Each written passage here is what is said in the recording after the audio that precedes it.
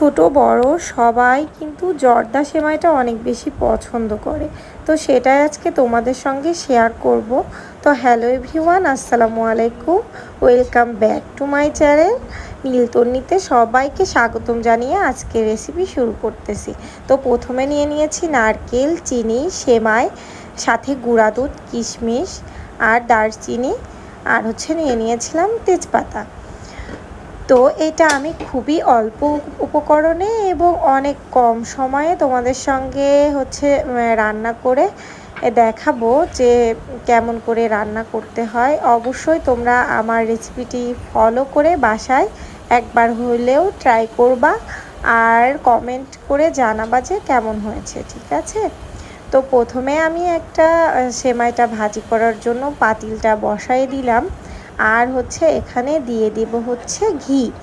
আসলে এই সেমাইটা যদি ঘি দিয়ে ভাজা যায় তাহলে কিন্তু ফ্লেভারটা অনেক বেশি ভালো আসে।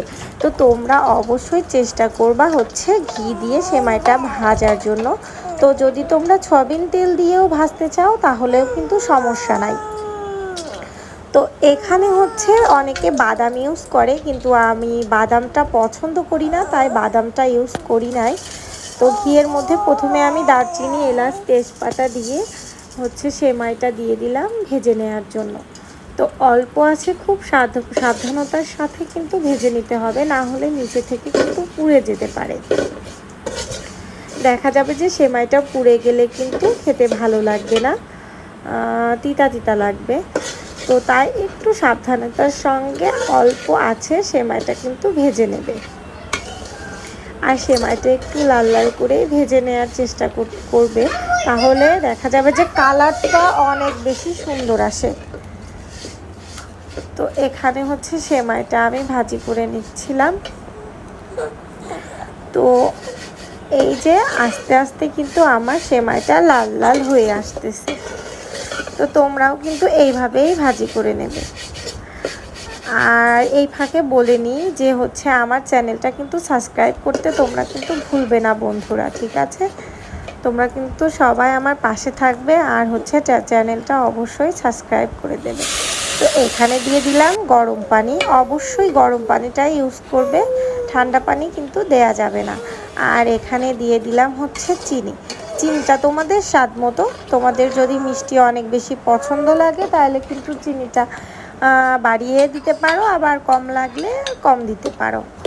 আর দিয়ে দিলাম নারকেল। নারকেলটা আমার ডিপ ফ্রিজে ছিল, তো জমাই ছিল। তো এখানে দিয়ে দিলাম, আস্তে আস্তে গলে যাবে, সমস্যা নাই।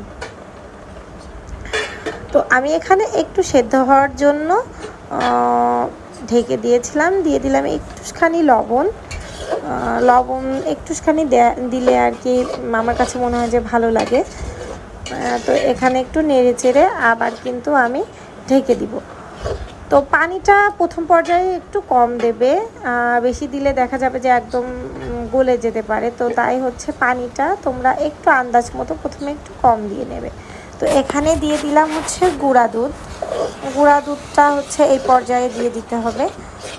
তো এখানে আমি যে 10 টাকার পাতার যে গুঁড়া দুধ, সেই দুধটা 1 পাতা ব্যবহার করেছি। তো এই তো এভাবে ঢেকে ঢেকে আস্তে আস্তে মানে চুলার জালটা লো ফ্লেমে রেখে তারপরে সেমাইটা রান্না করে নিতে হবে। দেন আমি দিয়ে দিলাম কিশমিশ। কিশমিশটা দেবে।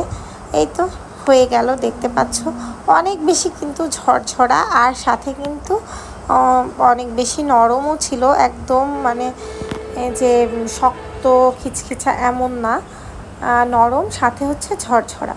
তো দেখতেই পাচ্ছ অনেক সুন্দর সেমাইয়ের জর্দা রেসিপি হয়ে গেল।